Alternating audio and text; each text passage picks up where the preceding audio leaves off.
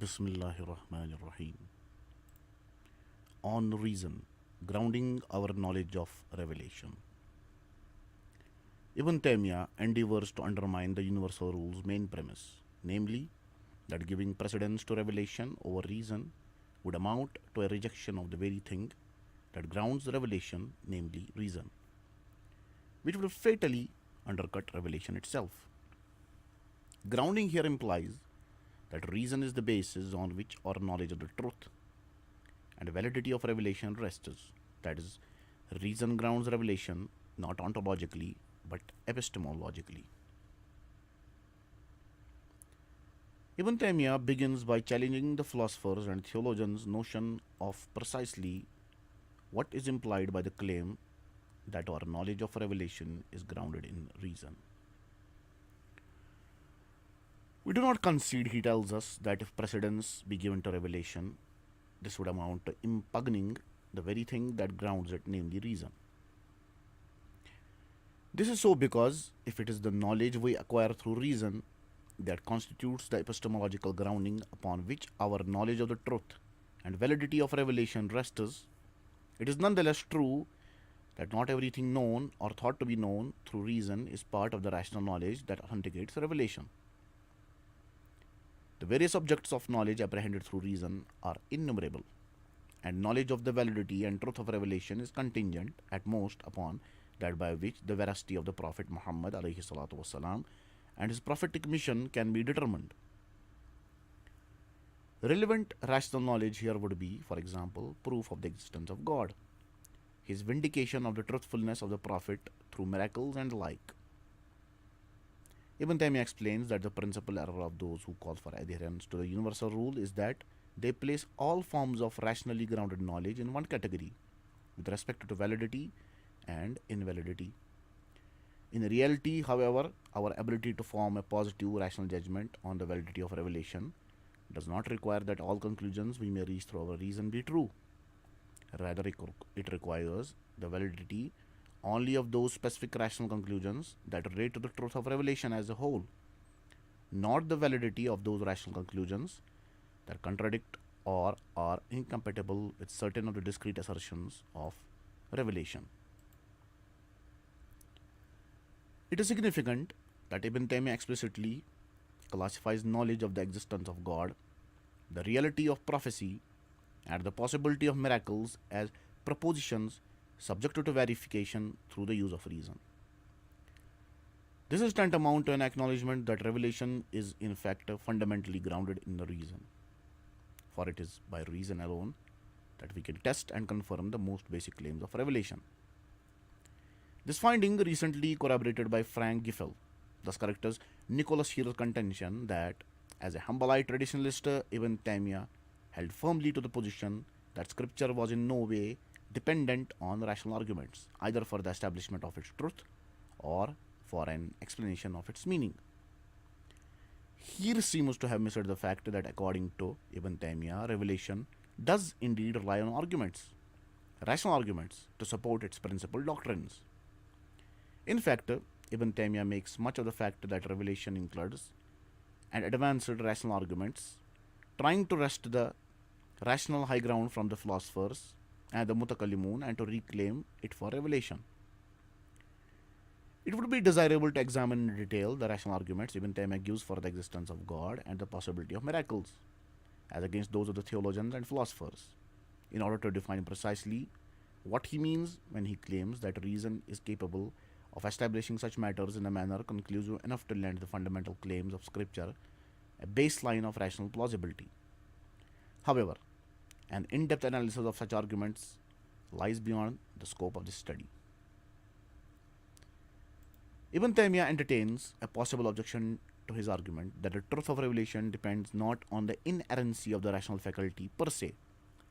but only on the accuracy of its specific judgments regarding the authenticity of revelation.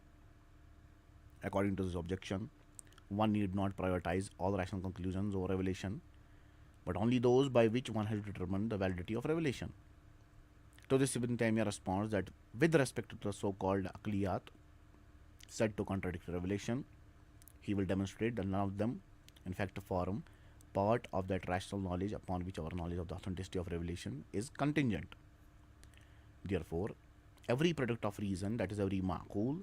that is said to oppose revelation, is in fact extrinsic to the set of valid rational judgments that ground our knowledge of revelation. From this, Ibn Taymiyyah concludes that challenging any of these particular judgments of reason does not in fact undermine the foundations of revelation.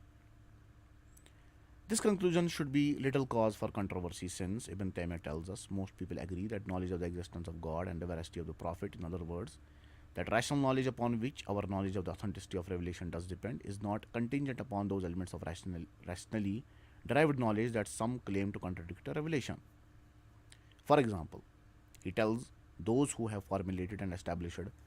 al-Wadi Unali, the universal rule, such as Al-Ghazali, Al-Razi, and others,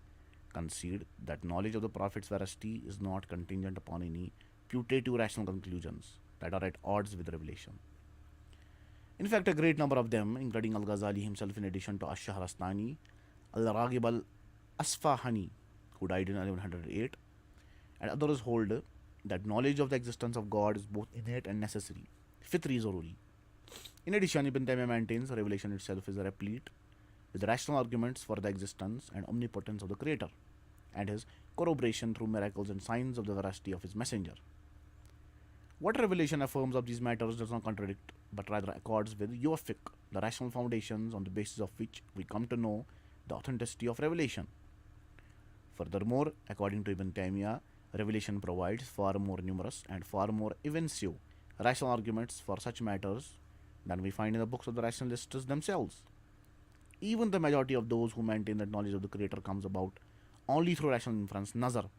as opposed to arising instinctively, bil fitra, concede critically that of the various inferential methods available for arriving at knowledge of the truthfulness of the Prophet, there indeed exist some that do not contradict anything affirmed in the revealed texts. In fact, Ar-Razi himself, Ibn Taymiyyah informs us, is one of those who concur on this point, as evidenced by a passage in Nihayat al-Uqul, in which Ar-Razi concludes,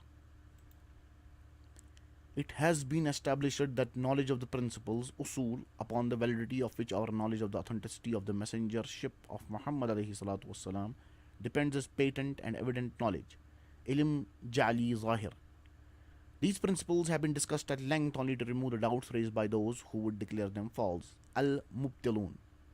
Otherwise, it is firmly established that the foundations of Islam are patent and clear, and furthermore that the proofs establishing them are mentioned in a comprehensive manner, ala al-istiqsa, in the Book of God, and are free of anything erroneously imagined to oppose them." In establishing the foregoing point, Ibn Taymiyyah reverses the universal rule to show that the opposite principle, namely prioritizing revelation over reason in case of conflict, can be argued and defended in a precisely analogous manner. This leads to the conclusion that if we cannot put reason above revelation or revelation above reason, then the truth, which is intrinsically coherent, must lie in the fact that these two sources of knowledge can never truly be in contradiction. The precise point Ibn Taymiyyah is concerned to prove in the Dar Ta'arud, the opposite rule to the theologians Qanun at-Ta'wil would state, if reason and revelation contradict each other, then revelation must be given priority over reason, since reason has adjudged revelation veracious in everything it contains, whereas revelation has not judged reason to be correct in all its various conclusions.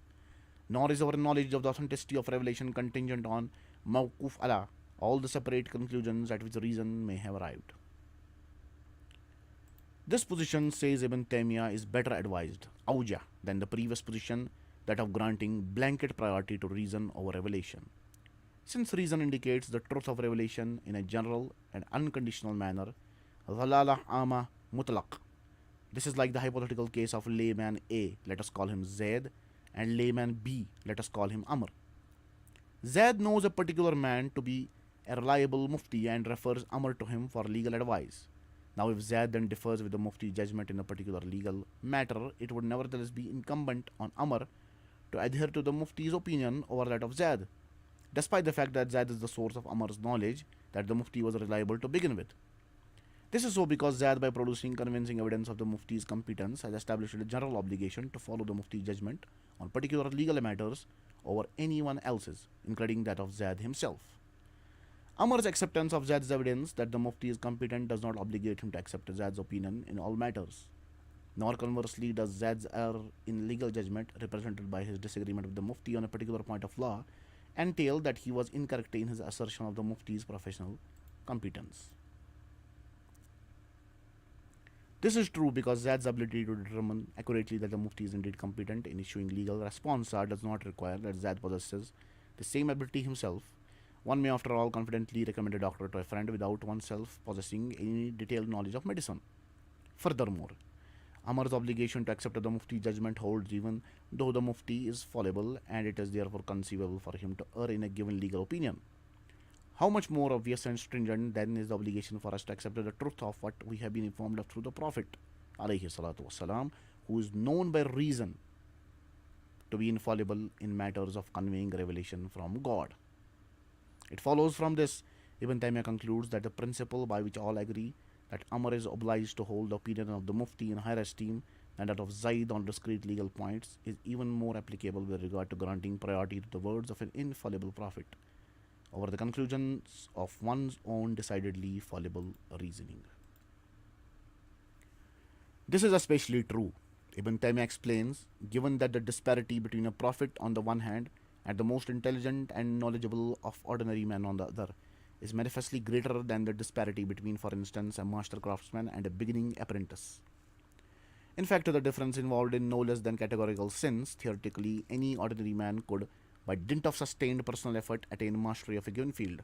whereas prophethood cannot be attained through personal striving, but rather is bestowed by God upon those whom He has elected to the prophetic office.